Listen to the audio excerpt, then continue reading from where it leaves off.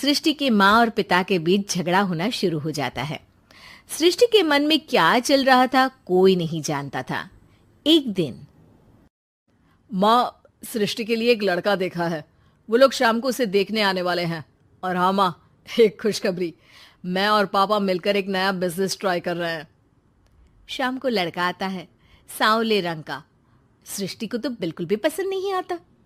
लड़की की माँ कहती है, लड़की का चेहरा तो कोई खास नहीं, लेकिन अगर मेरे बेटे को आप लोग सेटल कर दें तो मैं उसकी शादी आपकी बेटी से करवा दूं। सृष्टि को लड़का बिल्कुल पसंद नहीं था। उसे भाई पर गुस्सा आ जाता है। लड़के वालों के जाने के बाद कहती है, माँ देखा, शीनू मेरे लिए कैसा लड़का लेकर आया, न दिखाने लायक न सुनने लायक, सेटल भी नहीं, वो भी हम करे। अरे माँ, मैं जानती हूँ ये मेरी शादी किसी भी घर में क्यों करवाना चाहता है। अरे कैसी बात कर रही है बहन, तूने तो देखा ना, लड़के को मैंने ही मना कर दिया तुझसे शादी के लिए। जिसने लड़का बताया था उसने उसकी बहुत तारीफ की थी। बात आई गई हो जाती है, लेकिन सृष्टि का मन शांत नहीं होता। क्या करूं, कुछ समझ में नहीं आ रहा। मेरी शादी हो गई तो ये लोग पूरी प्रॉपर्टी शीनू के नाम कर देंगे, मेरे हाथ तो कुछ लगेगा ही नहीं। तभी सृष्टि को आइडिया आता है। वो किसी वकील को फोन करती है। जी देखिए, अगर आपके मम्मी पापा का तलाक हो जाता है तो आपके पिता की आधी प्रॉपर्टी आपकी माँ के नाम हो जाएगी, फिर उसे वो किसी को भी दे सकती है। सृष्टि अब माँ को बेटे के खिलाफ भरती है। माँ, शीनू पर नजर रखा करो, वो जिस लड़की के प्यार में है ना वो शादीशुदा है। यहाँ आएगी, सारा पैसा रुपया जमीन जायदाद सब हड़प लेगी। पापा का भी हाल तुमसे छुपा नहीं है।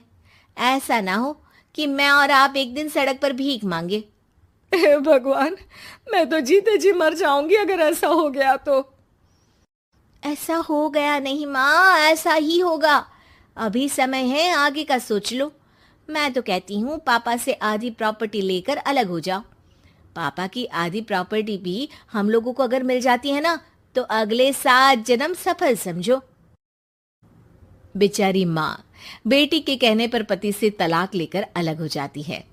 सृष्टि अब पैसों से गाड़ी और अपने दूसरे महंगे शौक पूरे करने लगी। उसके दोस्त भी उसके पैसे इस्तेमाल करते। सृष्टि, कल तुम कहाँ थी? मैं सारा दिन घर पर अकेली थी।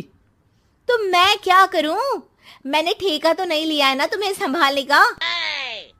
माँ को सृष्टि से ये उम्मीद नहीं थी। वो बैठकर रोने लगती है। वहीं उसका पति यानी कि सृष्टि के पिता आ जाते हैं। मैं जानता था कि तुम्हारा यही हाल होगा, तो आपने मुझे रोका क्यों नहीं? मैं रोकता तो तुम रुकती क्या? सृष्टि के कहने पर तुमने मुझ पर अपने बेटे पर शक किया, लेकिन तुम ये भूल गई कि कैसे हम दोनों ने मिलकर जीवन में इतना सब खड़ा किया। माँ पति के गले लग जाती है। मुझे माफ कर दीजिए, मैंने आपकी कमाई का एक बड़ा हिस्सा गवा दिया। कोई बात नहीं, तुम साथ हो तो मैं ऐसी 7 प्रॉपर्टी खड़ी कर दूंगा। तभी वहां सृष्टि आ जाती है रोते हुए। माँ, मयंक ने मुझे छोड़ दिया। वो बोल रहा था जब तक मेरे पास पैसे थे तब तक ही वो मेरे साथ था। पापा, माँ, मुझे माफ कर दीजिए।